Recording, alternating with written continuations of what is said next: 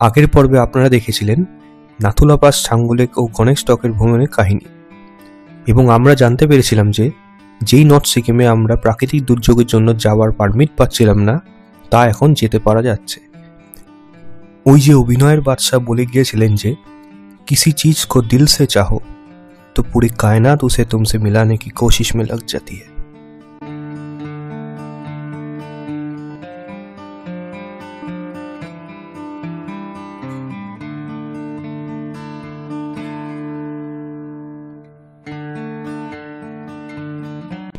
শুভ সকাল।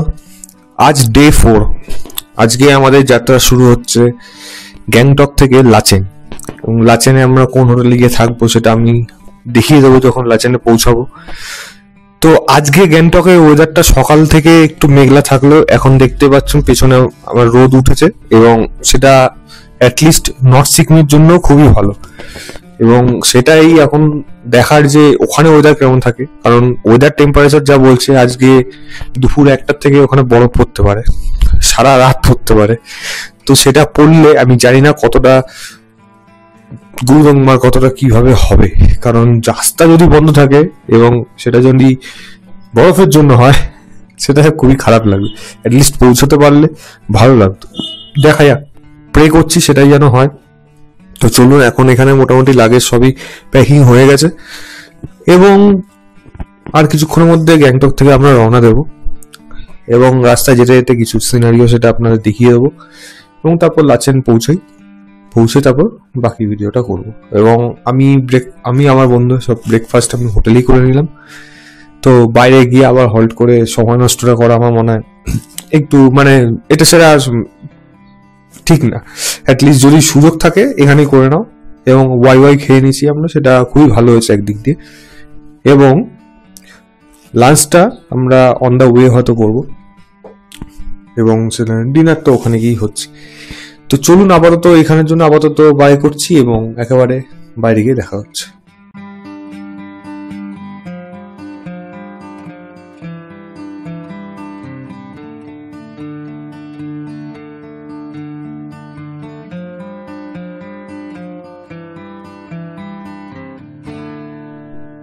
আমাদের যাত্রা ছিল উত্তর সিকিমের লাচেনের উদ্দেশ্যে।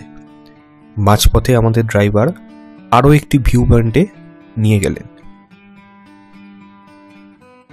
তো নর্থ সিকিমের যাত্রা শুরু হতে আমাদের রাস্তার মাঝখানে ফার্স্ট ট্রাভেল একটা স্পট সাইট সিইং কি বলবেন সেটা আমি জানি না, বা যে জায়গাটা আছে সেটা কিন্তু মারাত্মক জায়গাটার নাম হলো তাসি ভিউ পয়েন্ট। তো চলুন, এই সিঁড়ি দিয়ে সামনে এখন সিঁড়ি আছে, সেই সিঁড়ি দিয়ে উঠতে হবে।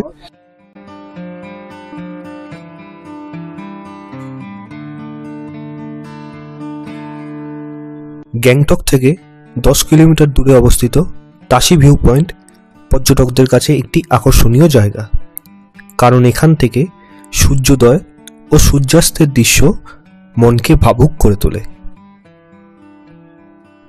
আকাশ পরিষ্কার থাকলে এখান থেকে কাঞ্চনজঙ্ঘা ও অন্যান্য বরফের মোড়া পাহাড়ের চূড়োগুলিকে বেশ ভালোভাবেই দেখা যায়।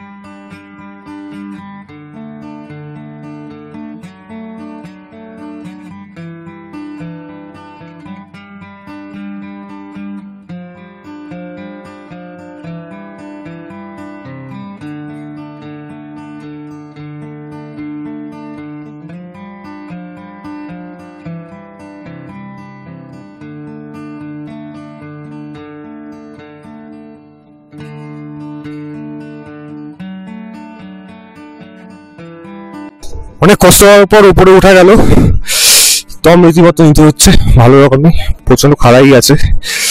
আমার বন্ধু এখানে অলরেডি স্টাইল মারার জন্য দাঁড়িয়ে গেছে, মারাত্মক লাগছে। সমস্ত মেয়ে প্রেমে তো পড়বেই, একটা বিবাহিত বন্ধু প্রেমে পড়া আলাদাই ব্যাপার। বাকিরা এদিকে আছে, তিনজনই হাঁপিয়ে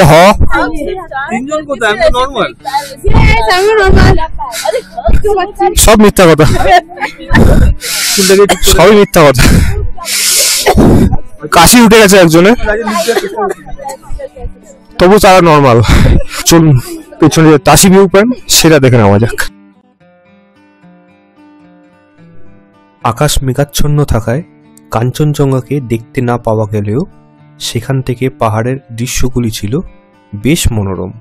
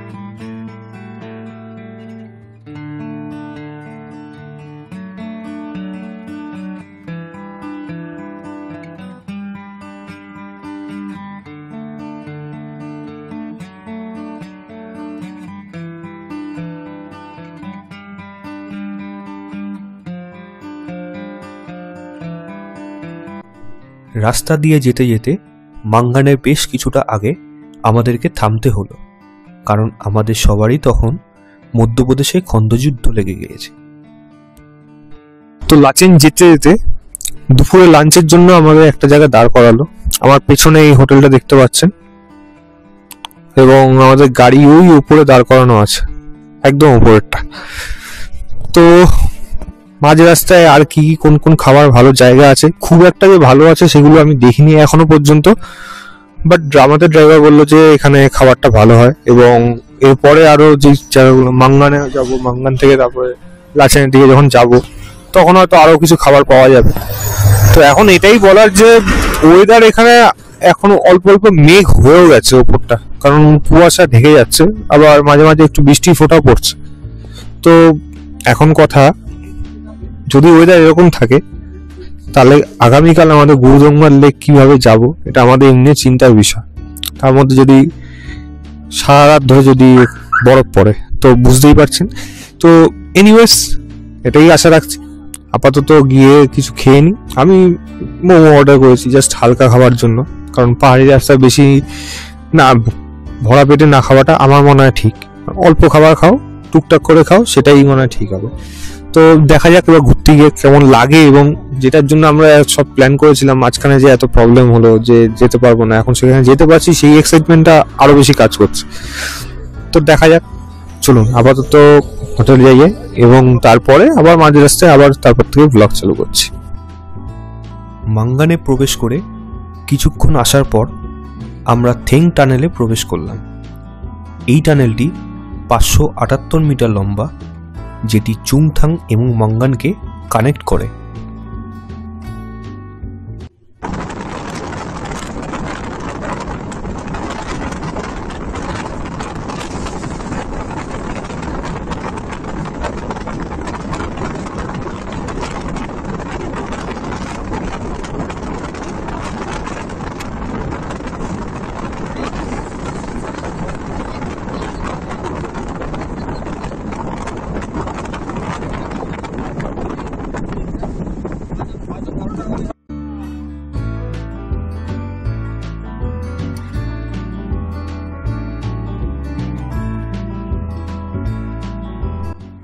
চুংথাংয়ে প্রবেশ করার বেশ কিছুক্ষণ আগে থেকেই বৃষ্টি আমাদের সঙ্গ নিয়েছিল, এবং জানলার বাইরে সেই দৃশ্য ছিল বেশ রোমান্টিক।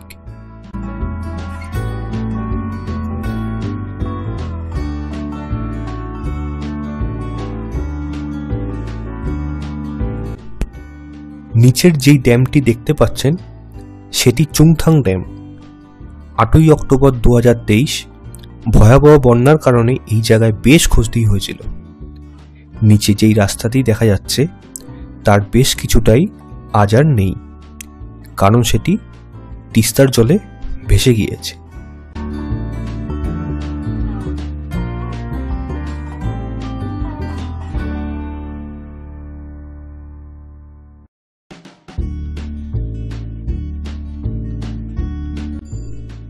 অতঃপর পাহাড়ের গা বেয়ে আমাদের গাড়ি ছুটে চলল লাচেনের উদ্দেশ্যে।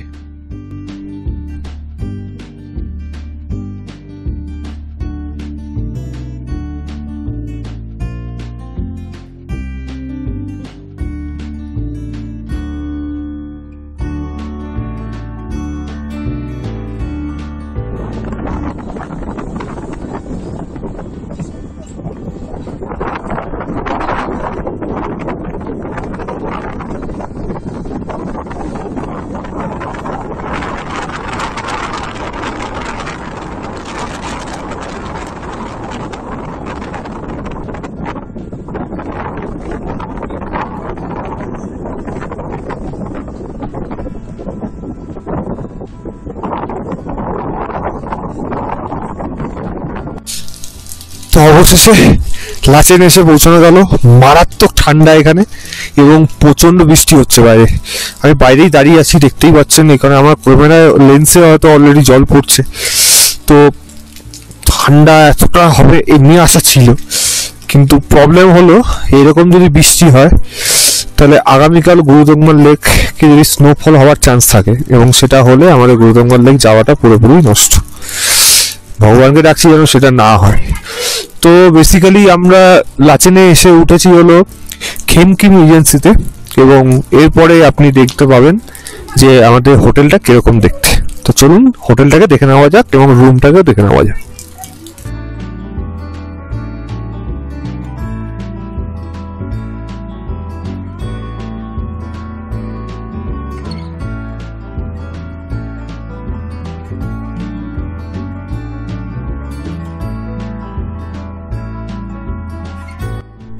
খেমকিং রিজেন্সি হোটেলটি লাচেনের মধ্যে অবস্থিত, যেখানে প্রবেশ করার প্রথমেই রিসেপশন রয়েছে এবং সেটি অতিক্রম করলেই বেশ বড় ডাইনিং হলটি দেখতে পাবেন। সেখানে খাবারের মান খুবই সুস্বাদু এবং আতিথেয়তায় আমাদের মন ভরে গিয়েছিল।